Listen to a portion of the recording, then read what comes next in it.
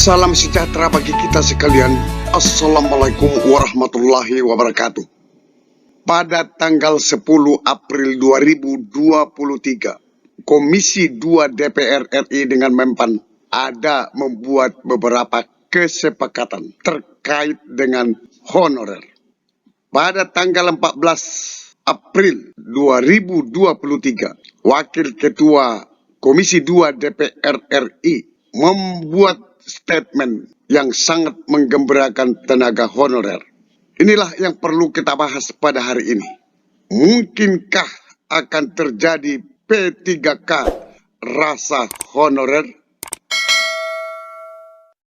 Inilah kesepakatan Komisi 2 DPR RI dengan Kemenpan RB pada tanggal 10 April 2023. Yang poin pertama ini terdiri dari A, B, C, D.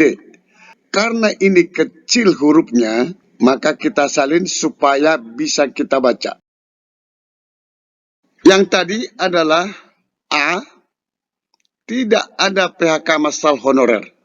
B, tidak ada honorer yang dikurangi honornya yang diterima saat ini. Jadi kalau honor Anda 1 juta per bulan, tidak akan dikurangi.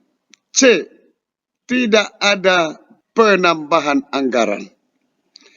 Yang menarik perhatian kita di sini adalah poin B dan C. Kita lanjut. Keterangan pers resmi di website DPR RI pada tanggal 14 April 2023. Ini saya ambil dari website resmi dari DPR RI. Mereka membuat judul Junimart Girsang, seluruh tenaga honorer diangkat menjadi P3K. Harus terrealisasi November mendatang. Ini ditayang pada tanggal 14 April 2023. Isi beritanya ini saya sudah tayangkan di video saya sebelumnya. Tapi kita coba yang intisarinya saja. Wakil Ketua Komisi 2 DPR RI, Junimart Girsang mengatakan pengangkatan dan peralihan seluruh tenaga honorer di Indonesia akan diangkat, saya ulangi, akan diangkat menjadi pegawai pemerintah dengan perjanjian kerja P3K oleh pemerintah melalui Kemenpan RB. Harus dapat direalisasikan paling lama November 2023 mendatang.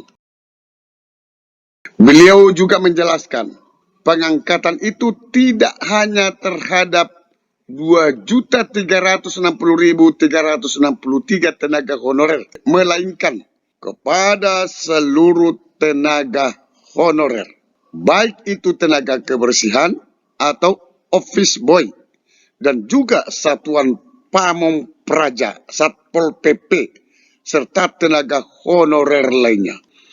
Seluruh tenaga honorer akan diangkat menjadi P3K tanpa ada pengecualian. Saya ulangi teman-teman, tanpa ada pengecualian. Lebih lanjut dikatakannya, tidak ada pengecualian khusus yang menjadi persyaratan dalam pengangkatan tenaga honorer menjadi P3K itu. Karena pengangkatan itu bersifat otomatis. Saya ulangi, bersifat otomatis. Berarti kalau bersifat otomatis, tidak dilakukan lagi seleksi. Kita lanjut pembahasan. Jika kita combine kesepakatan DPR RI dengan Menpan RB tadi, yang 4 poin tadi, dengan pernyataan daripada Junimart Girsang, Wakil Ketua Komisi 2 DPR RI, seluruh tenaga honorer diangkat menjadi P3K. Harus terrealisasi November mendatang. Sementara kesepakatan DPR RI dengan Menpan RB tidak ada penambahan anggaran. Pendapatan honorer tidak dikurangi seperti yang diterima saat ini. Artinya, gaji tenaga honorer ini bisa diperlakukan seperti sekarang ini. Kalau Anda menerima 1 juta, walaupun Anda diangkat menjadi P3K, bisa saja gaji Anda 1 juta. Kenapa? Tidak ada penambahan anggaran. Nah, apa yang terjadi di sini teman-teman? Kita akan lihat. Terjadi pengangkatan honorer menjadi P3K tidak sesuai dengan PP 49 tahun 2018 tentang manajemen P3K. Di mana-mana yang tidak sesuai, ke belakang akan saya jelaskan nanti. Yang kedua, terjadi penggajian P3K tidak sesuai dengan Perpres 98 tahun 2020 tentang gaji dan tunjangan P3K. Mari kita bahas 2 peraturan ini. Inilah peraturan pemerintah Republik Indonesia nomor 49 tahun 2018 tentang manajemen P3K. Di pasal 3, manajemen P3K itu meliputi A sampai I. Yang saya soroti di sini adalah poin B, pengadaannya itu. Baru poin D, penggajiannya dan tunjangannya. Di pasal 7 ayat 2, di sana dikatakan pengadaan P3K itu akan dilakukan seleksi. Ada yang kontradiksi keterangan daripada Bapak Junimat Girsang bahwa honorer itu diangkat menjadi P3K secara otomatis tanpa pengecualian. Sementara di pasal 7 ini harus dilakukan seleksi. Di bab 5, penggajian dan tunjangan, di pasal 38 ayat 1, P3K diberikan gaji dan tunjangan. Ayat 2, gaji dan tunjangan sebagaimana dimaksud pada ayat 1 berlaku sesuai dengan ketentuan peraturan perundang-undangan. Gaji dan tunjangan P3K itu diatur dengan Perpres nomor 98 tahun 2020. Ini dia. Tentang gaji dan tunjangan P3K. Pegawai pemerintah dengan perjanjian kerja atau P3K.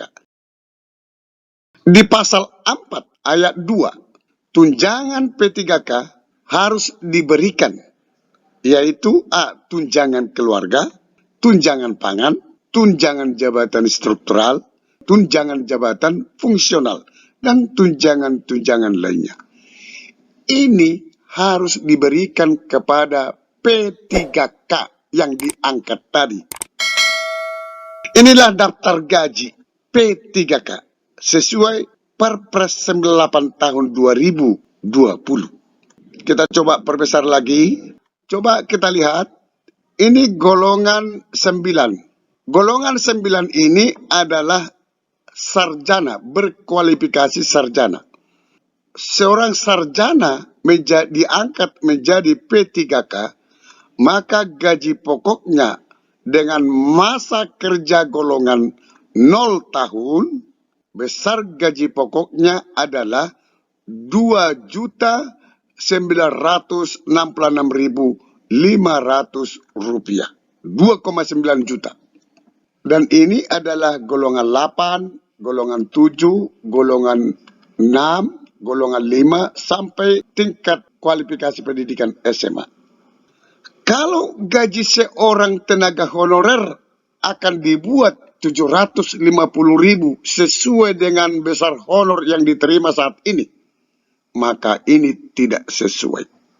Berarti sama dengan honor, walaupun dia diangkat menjadi P3K. Sementara diatur di Perpres ini, gajinya sudah ada di tabel ini. Seperti yang saya jelaskan tadi. Jumlah honor sesuai dengan data BKN ada 2,3 juta orang. Akan diangkat menjadi P3K seperti yang dijelaskan oleh Bapak Junimat Girsang tadi. Kesepakatan Komisi 2 DPR RI dengan Menpan RB. Tidak ada penambahan anggaran. Tidak mengurangi pendapatan honorer saat ini. Berarti gajinya sesudah diangkat nanti P3K, gajinya tetap gaji honorer. Lalu apa yang terjadi? Maka yang terjadi adalah honorer diangkat menjadi P3K, tetapi gajinya tetap seperti honorer yang dulu-dulu. Kembali lagi kita ke judul. Mungkinkah akan terjadi P3K rasa honorer? Ini jawabannya. Ya, bisa terjadi P3K rasa honorer. Nama diangkat menjadi P3K, tapi gajinya honorer. Sehingga saya buat P3K rasa honorer. Semoga ini tidak terjadi. Semoga diikuti dua aturan tadi oleh pemerintah. Sampai ketemu pada video berikutnya di channel ini. Jangan lupa dukung terus channel ini dengan cara klik subscribe, like, dan loncengnya. Semoga bermanfaat. Wassalamualaikum warahmatullahi wabarakatuh. Shalom.